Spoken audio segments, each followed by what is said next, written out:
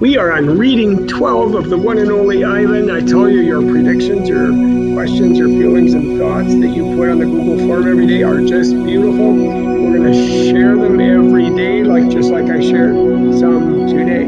So we're starting on page 97 for those that have a book, and the little chapter title is called Children. Once I asked Stella if she'd ever had any babies. She shook her head. I never had the opportunity. You would have made a great mother, I told her. Thank you, Ivan, Stella said, clearly pleased. I like to think so. Having young ones is a big responsibility. You have to teach them how to take mud baths, of course, and emphasize the importance of fiber in their diet. She looked away, contemplating. Elephants are excellent at contemplating. I think the hardest part of being a parent, Stella added after a while, would be keeping your babies safe from harm, protecting them. The way silverbacks do in the jungle, I said.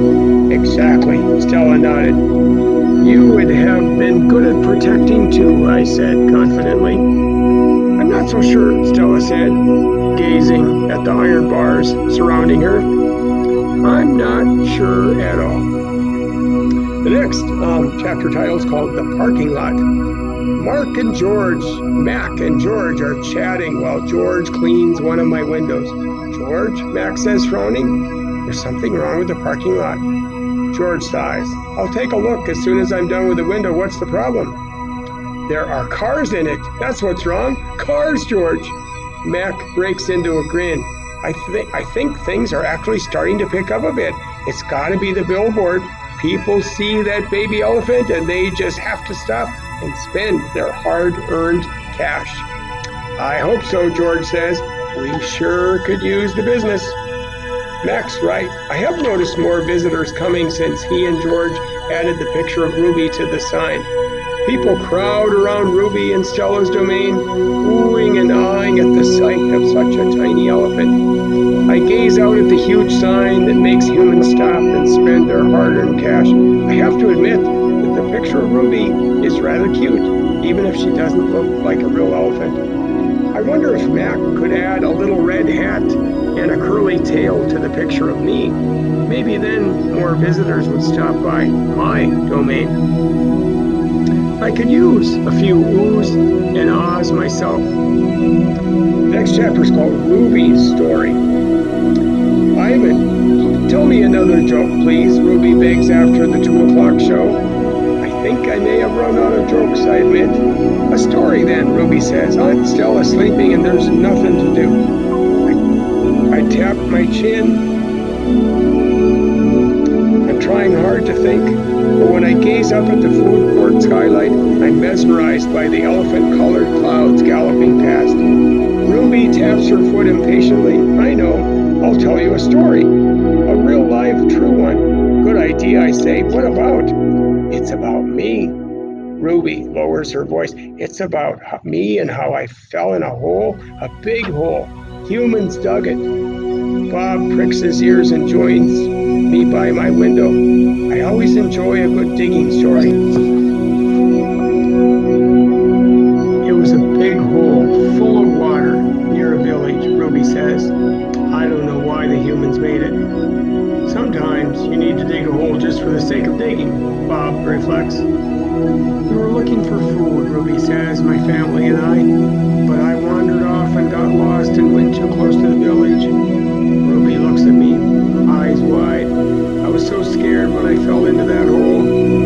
Of course you were, I say. I would have been scared too.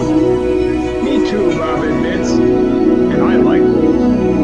The hole was huge. Ruby pokes her trunk between the bars and makes a circle in the air. And guess what? She doesn't wait for an answer. The water was all the way up to my neck and I was sure I was going to die. I shuddered.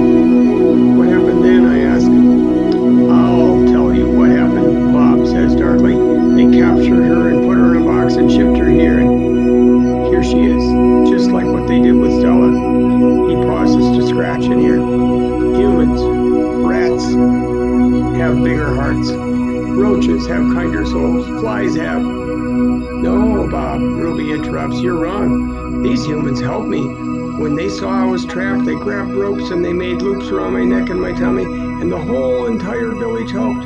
Even little kids and grandmas and grandpas, and they all pulled and pulled, and Ruby stops. Her lashes were wet, and I know she must be remembering all the terrible things from that day.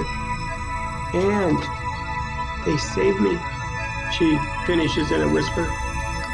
Bob blinks. They saved you? He repeats. When I was finally out, everyone cheered, Ruby says, and the children fed me fruit, and then all these humans led me back to my family. It took me out. It took them a whole day to find them. No way, Bob says, still doubtful. It's true, Ruby says, every word. Of course it's true, I say. I've heard rescue stories like that before. It's Stella's voice. She sounded weary. Slowly, she makes her way over to Ruby. Humans can surprise you sometimes. An unpredictable species. Homo sapiens. Bob still looks unconvinced, but Ruby's here now. He points out if humans are so swell. Who did that to her? I sent Bob a grumpy look. Sometimes he doesn't know when to keep quiet. Ruby swallows, and I'm afraid she's going to cry. But when she speaks, her voice is strong. Bad humans killed my family, and bad humans sent me here. But that day in the hole, it was humans that saved me. Ruby leans her head on Stella's shoulders. Those humans were good. It doesn't make any sense, Bob says. I just don't understand them, and I never will. You're not alone, I say, and I turn my gaze back to the racing gray clouds. Woo, you have a lot to write about this time, so go to the Google form and add all your awesome thoughts.